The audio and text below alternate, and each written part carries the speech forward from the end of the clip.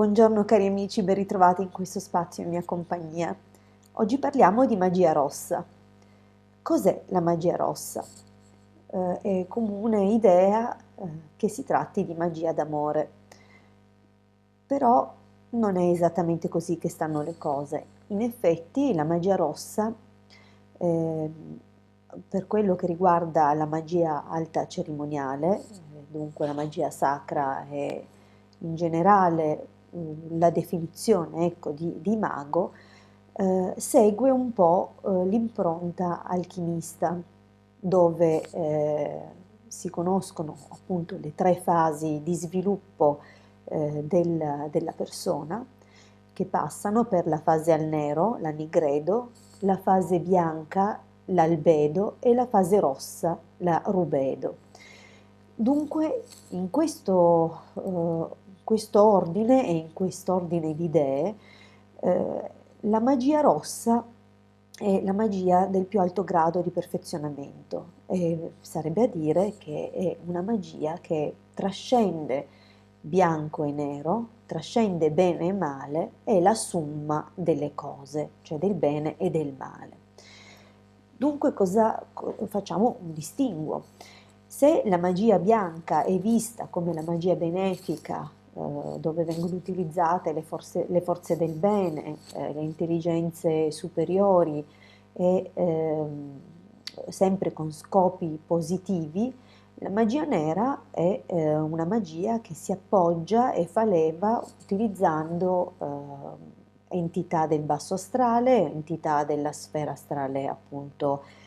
più bassa, dove possibilmente vivono demoni e altre entità che hanno una grande presa sul mondo materiale, mentre per esempio le intelligenze superiori eh, sono meno partecipi, non che non partecipino alla nostra esistenza o non ascoltino le nostre richieste, ma il loro intervento è decisamente più lento e più armonioso, mentre invece le intelligenze del basso astrale, dunque demoni e altri personaggi, diciamo così, hanno tutto l'interesse ad agire molto rapidamente, molto in fretta, proprio perché la loro azione riscuota il successo, il mago si leghi a queste entità e ne diventi in un certo senso succube. Significa appunto che nel tempo, nel corso di questa esistenza, queste entità lo serviranno, ma nel momento in cui il mago passerà dall'altro lato, sarà poi lui a servire loro, ma questo poi lo vedremo molto bene più avanti. Eh, Limitiamoci a fare appunto il distinguo fra magia bianca e magia nera. Dunque abbiamo detto la magia bianca usa le intelligenze superiori, usa anche rituali benefici e benevoli, sempre per lo scopo del bene, mentre invece la magia nera è considerata nera proprio perché usa le intelligenze inferiori, usa scopi meno nobili e ovviamente usa forze negative. È chiaro che qui siamo in una visuale dualistica, bene e male. E in questo senso, dunque, non, non c'è un'evoluzione tale per cui il lavoro è comunque armonioso. È vero che il mondo e le leggi spirituali volgono al bene, ma è anche vero che in realtà l'evoluzione dell'anima e l'evoluzione dell'essere umano volge alle sfere più alte, volge al massimo bene, ma mira al superamento della dualità. Dunque, fin quando resteremo nell'ottica bene e male, potremmo necessariamente dividerci fra magia bianca e magia nera, cioè dove appunto a distinguere questa forza che è una è l'intento dell'officiante, non solo, anche appunto, come ho detto prima, il tipo di leve che utilizzerà per la realizzazione dei suoi scopi. Ma Perché ho lasciato da parte appunto la rossa? Dunque, se la magia nera è la parte che emerge, è la parte che insomma corrisponde a livello alchimistico alla Nigredo e dunque alle forze oscure che sono dentro ciascuno di noi, che devono comunque essere portate alla luce e purificate, la magia bianca è appunto questa presa di coscienza di quando ci siamo purificati e siamo ripuliti, la magia rossa è al di sopra di entrambe ed è la somma di entrambe. Vale a dire che il mago rosso non è quello che fa rituali di avvicinamento, di legamento, possibilmente fa anche quello per il bene delle persone, ma il mago rosso è colui che non disdegnerà l'uso di una o dell'altra cosa, di una o dell'altra forma di magia, ma saprà dominarle entrambe e lo farà sempre per gli scopi più alti, ovviamente per il servizio della causa prima. Dunque abbiamo appunto fatto un po' chiarezza su quello che è diciamo una visione un po' comune e semplificata della magia rossa che non ha nulla a che vedere appunto con la magia d'amore. È vero che al giorno d'oggi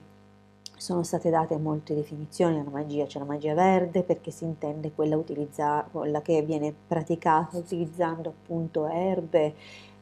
pozioni e altri preparati assolutamente potentissimi ed efficaci, perché dovete sapere che le piante e le erbe, ma anche le resine, gli incensi, sono assolutamente veicolo molto forte di quello che sono le forze eh, terrene e poi astrali, e dunque ognuno di loro vibra in corrispondenza con alcuni livelli dell'astrale e ci può aiutare appunto a raggiungere la comunicazione con quelli che sono i destinatari delle nostre richieste o comunque quelli designati alla realizzazione dei nostri intenti. Vi ricordo infatti che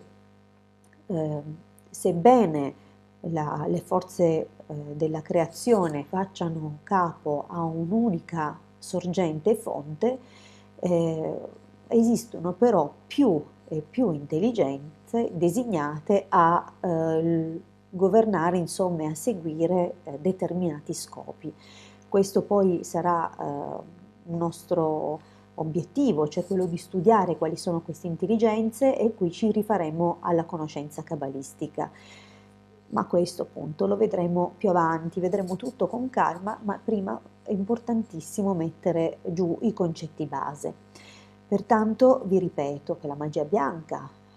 è sì sicuramente scelta, diciamo, dalle persone che ritengono di essere buone,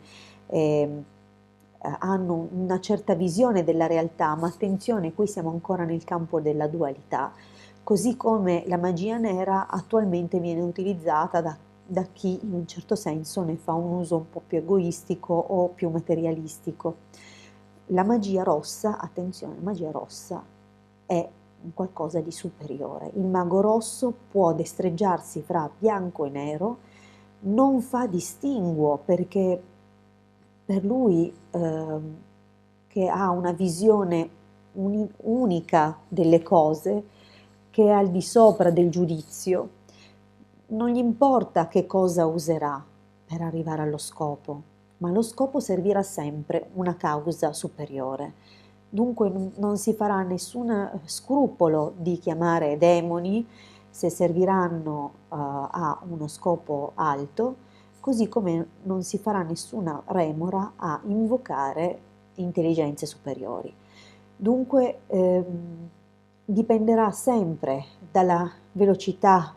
eh, per cui è necessario ottenere dei risultati,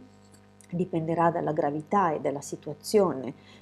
contingente, e dunque sarà a discrezione del mago sfruttare una forza piuttosto che un'altra, ma la sua capacità sarà quella di interagire con tutte le forze, perché tutte le forze gli sono sottoposte.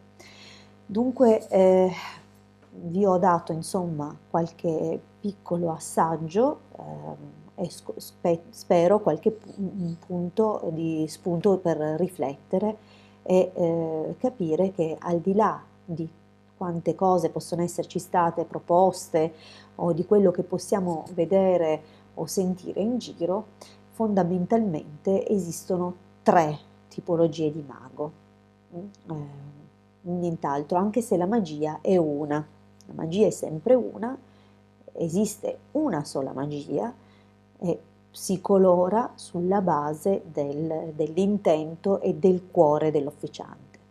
Ma ricordiamoci, la magia rossa è al di sopra di tutte. Io vi ringrazio per avermi ascoltato fino qui, vi do appuntamento alla prossima condivisione e vi ringrazio appunto, vi auguro una buonissima giornata. Un grande abbraccio dalla vostra Hildegarda.